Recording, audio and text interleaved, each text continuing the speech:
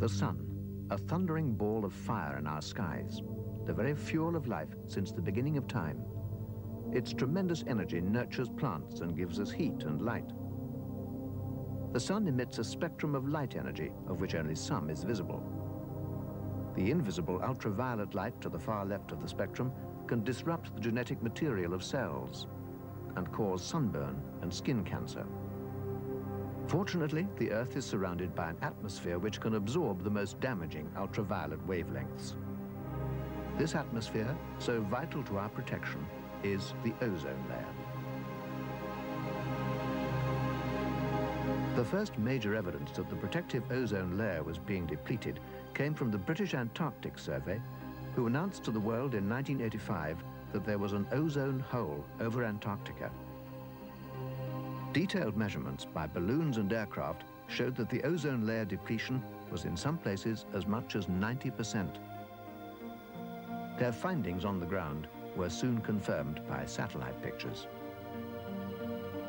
These findings prompted reanalysis of ozone data worldwide, showing significant reductions on a global scale. The depletion of the ozone layer is mainly due to the unwitting consequences of scientific and technological advances in this century, which utilize chlorofluorocarbons, or CFCs, chemicals first produced more than 50 years ago by research engineer Thomas Mijdgely. He announced a non-toxic, non-flammable alternative to ammonia as a refrigerant called dichloro-difluoromethane, the first of the CFCs. Mijdgely's CFC was hailed as a miracle compound. Since his discovery, many other CFCs have come onto the market and have become the main working fluids of the refrigeration industry. CFCs also made possible the introduction of air conditioning in homes and offices, as well as lorries and cars. Cars now account for more CFC refrigerant consumption in the USA than all other uses combined. In addition, the foam-blowing qualities of CFCs were exploited to produce foams which were light and provided an effective barrier against heat and cold. They've since become the predominant cushioning material used in furniture, bedding, carpet underlay, automobile seats and dashboards. Other CFC markets evolved and grew, such as fast food containers and spray-in-place insulation. The first use of CFCs as a propellant gas for spray cans was in combination with an insecticide used to fight malaria. Raid contacts and kills all kinds of bugs indoors. The aerosol phenomenon became prevalent the world over in personal care products such as deodorants, perfumes, and hairsprays. By the early 1970s, aerosol applications had become by far the largest use of CFCs. Soon afterwards, two scientists, Roland and Molina of the University of California, were the first to alert the world that CFCs could deplete the ozone layer. More evidence to support their views soon emerged, and public concern combined with a world recession and a regulatory action by governments saw the sale of CFC aerosols plummet. The United States and other countries banned non-essential use of CFCs in aerosols, and the European community imposed a production ceiling and a 50% cut in aerosol use. But new uses continued to emerge. One CFC-based solvent is the cleaning agent for many of the high-performance components of computers. Other so-called wonder chemicals developed at the end of the Second World War were halons, now the most advanced firefighting chemical. They differ from CFCs in that they contain bromine rather than chlorine and can have 10 times the ozone-depleting potential. Although the halon industry is small compared to that of CFCs, it still makes a significant contribution to damaging the ozone layer.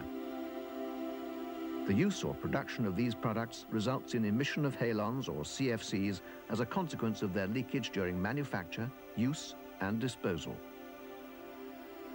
World production of CFCs is now in the order of 1 million tons a year. The stability of CFCs, which consist of atoms of chlorine, fluorine, and carbon, enables them to rise unaffected to beneath the ozone layer, where they can stay for up to 100 years. Eventually, CFC molecules rise into the ozone layer itself, where ultraviolet light cleaves off their chlorine atoms.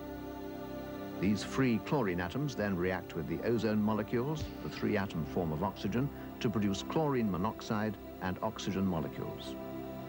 The chlorine monoxide, in turn, reacts with free oxygen atoms present in the ozone layer to produce chlorine atoms and oxygen molecules, enabling the whole process to begin all over again. Just one CFC molecule is thought to destroy around 100,000 ozone molecules.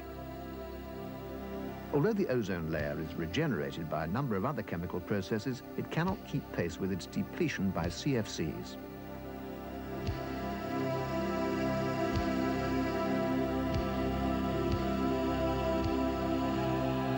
Wherever CFCs are produced, the Earth's air currents rapidly disperse them throughout the world.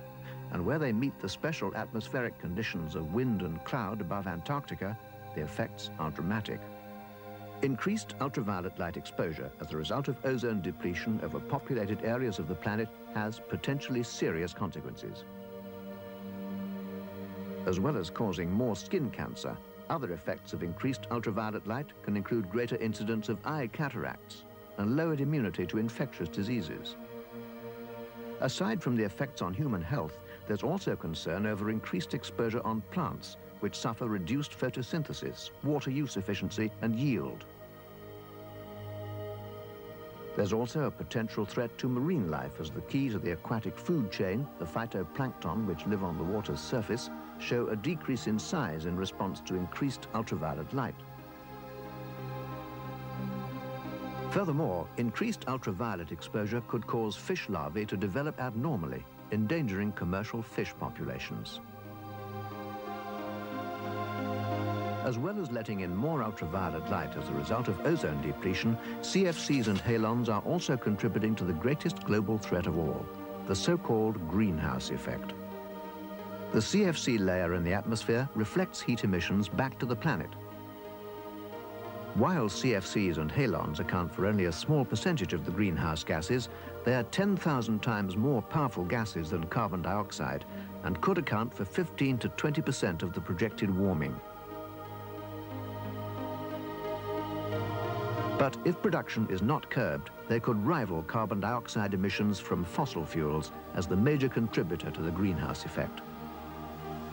The effect of even small increases in global temperature could eventually result in major flooding for some countries due to melting land-based ice, such as glaciers, and the thermal expansion of the seas. And as sea salt passes further inland, agriculture and water supplies will suffer. The temperature rise will also mean drought, with its consequent effects on food production. Unless we act now to curb our use of CFCs and halons, global disaster beckons. Although we must live with the consequences of 50 years of CFC production, international cooperation may yet save the ozone layer. Already, a number of countries have signed an international agreement, the Montreal Protocol, aimed at scaling down CFC and halon production and emission. It's generally accepted that more needs to be done, and the protocol is being reviewed. And already, industry has made a major response in finding alternative CFCs which are less harmful to the ozone layer, with a view to eventually phasing out CFCs altogether. Replacements for refrigerants and air conditioning fluids and for the production of polystyrene and polyurethane are currently being tested, and commercial production is expected within the next 5 years. Examples of the new CFC-free marketing attitude by manufacturers and retailers range from toiletries such as deodorants and shaving foam to household products including insecticides and spray paints. And food stores have switched from polystyrene-based containers to cardboard. Where there is no CFC alternative, good housekeeping and better priorities will keep emissions down. For example, judicious CFC use by the computer industry shows that its use can be greatly reduced. Similarly, halons could be replaced in many instances by carbon dioxide during firefighting training. The ozone layer, which for so long has surrounded the Earth, faces a major threat from those it protects. Whether we let future generations suffer the consequences of its destruction is now in our own hands.